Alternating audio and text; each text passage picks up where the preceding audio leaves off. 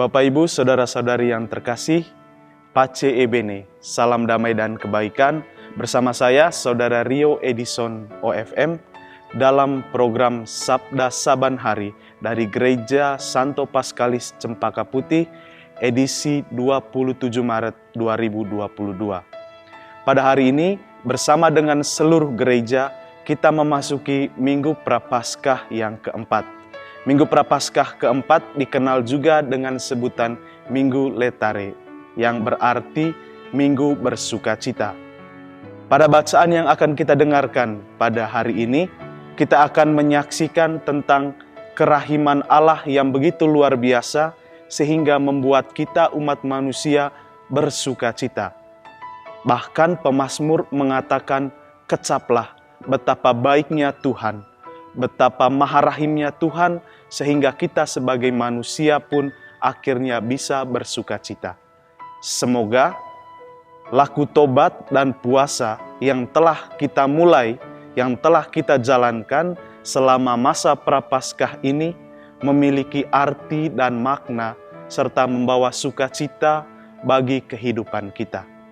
Pada kesempatan ini, saya mengajak Bapak Ibu Saudara-saudari sekalian untuk bersama-sama membacakan perikop Injil yang diambil dari Injil Lukas bab 15 ayat 1-3 dilanjutkan ayat 11-32. Mari kita siapkan kitab suci kita masing-masing, kita akan membacakan perikop ini bersama-sama. Perumpamaan tentang anak yang hilang. Pada suatu ketika, para pemungut cukai dan orang-orang berdosa biasanya datang kepada Yesus untuk mendengarkan Dia. Maka bersungut-sungutlah orang Farisi dan ahli-ahli Taurat. Katanya, Ia menerima orang-orang berdosa dan makan bersama-sama dengan mereka. Lalu Ia mengatakan perumpamaan ini kepada mereka. Ada seorang mempunyai 2 orang anak laki-laki. Kata yang bungsu kepada ayahnya, "Bapa, berikanlah kepadaku bagian harta milik kita yang menjadi hakku." Lalu ayahnya membagi-bagikan harta kekayaan itu di antara mereka. Beberapa hari kemudian, anak bungsu itu menjual seluruh bagiannya itu, lalu pergi ke negeri yang jauh. Di sana, ia memboroskan harta miliknya itu dengan hidup berfoya-foya.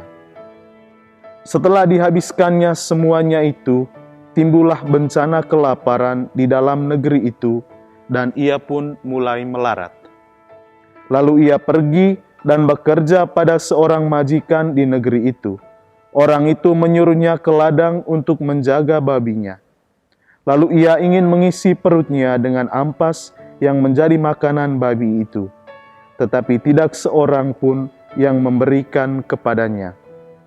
Lalu ia menyadari keadaannya, katanya, "Betapa banyaknya orang upahan Bapakku yang berlimpah-limpah makanannya. Tetapi aku di sini mati kelaparan. Aku akan bangkit dan pergi kepada Bapakku dan berkata kepadanya, Bapa, aku telah berdosa terhadap surga dan terhadap Bapa. Aku tidak layak lagi disebutkan anak Bapa. Jadikanlah aku sebagai salah seorang upahan Bapa." Maka bangkitlah ia dan pergi kepada bapaknya. Ketika ia masih jauh, ayahnya telah melihatnya, lalu tergeraklah hatinya oleh belas kasihan. Ayah itu berlari mendapatkan dia, lalu merangkul dan mencium dia. Kata anak itu kepadanya, "Bapa, aku telah berdosa terhadap surga dan terhadap Bapa. Aku tidak layak lagi disebutkan sebagai anak Bapa." Tetapi ayah itu berkata kepada hamba-hambanya, "Lekaslah, bawalah kemari jubah yang terbaik, pakaikanlah itu kepadanya, dan kenakanlah cincin pada jarinya dan sepatu pada kakinya. Dan ambillah anak lembu tambun itu, sembelilah dia, dan marilah kita makan dan bersukacita. Sebab anakku ini telah mati dan menjadi hidup kembali, ia telah hilang dan didapat kembali. Maka mulailah mereka bersukacita. Tetapi anaknya yang sulung berada di ladang, dan ketika ia pulang dan dekat ke rumah, ia mendengar bunyi seruling dan nyanyian tari-tarian. Lalu ia memanggil salah seorang hamba dan bertanya kepadanya apa arti semuanya itu. Jawab hamba itu, "Adikmu telah kembali dan ayahmu telah menyembelih anak lembu tambun, karena ia mendapatnya kembali dengan sehat." Maka marahlah anak sulung itu dan ia tidak mau masuk. Lalu ayahnya keluar dan berbicara dengan dia. Tetapi ia menjawab ayahnya, katanya, "Telah bertahun-tahun aku melayani Bapa dan belum pernah aku melanggar perintah Bapa. Tetapi kepadaku belum pernah Bapa memberikan seekor anak kambing untuk bersukacita dengan sahabat-sahabatku.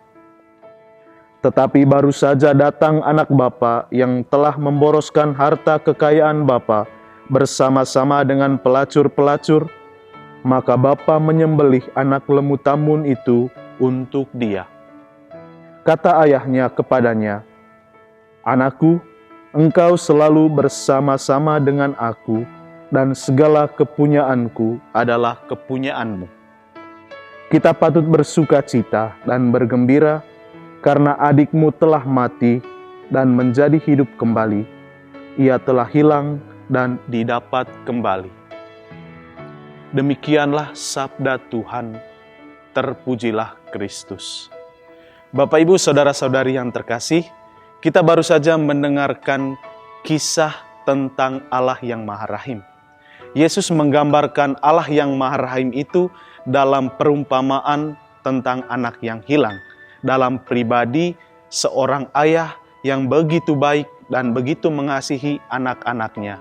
Sang ayah menerima kedua anaknya tanpa memandang bulu. Ia menerima mereka apa adanya dengan karakter mereka masing-masing. Ada suatu pertanyaan yang mungkin bisa kita renungkan melalui bacaan pada hari ini. Sebenarnya, siapakah anak yang hilang itu? Apakah si sulung atau si bungsu? Sekilas, ketika kita membaca perikop Injil tadi, kita bisa mengatakan bahwa anak yang hilang itu adalah si bungsu. Tentu ada sejumlah alasan yang membuat kita mengatakan bahwa si bungsulah anak yang hilang. Pertama, si bungsu sejak awal kisah sudah meminta harta kekayaannya kepada bapaknya. Hal ini secara tidak langsung mau mengatakan bahwa dia mengharapkan ayahnya meninggal, karena hanya orang-orang yang hendak meninggallah yang membagikan hartanya kepada anak-anaknya. Lalu yang kedua, setelah mendapatkan hartanya, si bungsu pergi dari rumah, pergi ke tempat yang jauh, dan berfoya-foya. Kebaikan ayahnya telah berganti oleh harta kekayaan yang didapatkannya. Dan yang ketiga, kita juga mendengarkan bagaimana ia menghabiskan uang, harta kekayaan yang didapatkannya untuk berfoya-foya. Tetapi kita kemudian mengetahui lanjutan dari kisah si bungsu. Kelaparan melanda daerah perantauan, ia kehabisan harta dan akhirnya kelaparan. Ia ditampar oleh pengalaman hidupnya. Ia akhirnya melarat dan menjadi seorang penjaga babi, bahkan ikut menikmati makanan babi. Bagi orang Yahudi zaman dahulu, memakan makanan babi dan menjadi penjaga babi merupakan pekerjaan yang paling hina. Pengalaman buruk itulah yang kemudian mengajarkan kepada si bungsu apa artinya pertobatan dan penyesalan.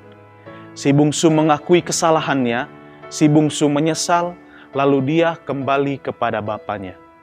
Dan bapaknya menerima si bungsu dengan penuh kerahiman, tanpa amarah ataupun kebencian.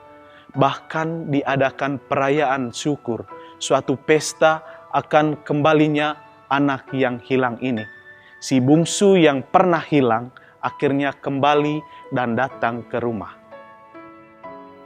Akan tetapi, Bapak, Ibu, Saudara-saudari, ketika kita melihat lagi kisah ini, secara seksama, ternyata bukan hanya si bungsulah yang menjadi anak yang hilang. Ternyata si sulung juga menjadi anak yang hilang. Kita mendengarkan pada bagian akhir kisah, si sulung yang merasa kecewa, merasa marah, dan iri hati kepada adiknya yang bungsu. Ia merasa kecewa terhadap ayahnya. Mengapa ayahnya menerima adiknya yang telah melakukan kesalahan-kesalahan yang besar? Ia merasa si bungsu telah menjadi seorang pribadi yang hina, sehingga dia tidak pantas dan tidak layak untuk menghadiri pesta syukuran yang dibuat oleh ayahnya. Bapak, Ibu, saudara-saudari yang terkasih, dalam diri si sulung ini, kita telah menemukan api cemburu, kita telah menemukan rasa sakit hati dan amarah dari seseorang, dan amarah itu tidak hilang sampai dengan cerita perumpamaan ini selesai. Jika anak bungsu telah menyesal dan kembali kepada bapaknya, maka si sulung dalam kisah tadi tidak mengatakan satupun kata maaf atau penyesalan karena amarah dan kebenciannya terhadap si bungsu. Di sini kita bisa mengatakan bahwa meskipun si sulung tinggal bersama dengan ayahnya, dia merasa bahwa dirinya bukan anak tetapi hamba. Secara fisik ia ada bersama dengan ayahnya, tetapi secara psikologis dan mental, secara rohani, ia menganggap dirinya sebagai hamba. Ia menganggap dan melihat dirinya sebagai pribadi yang telah hilang dari rumah itu.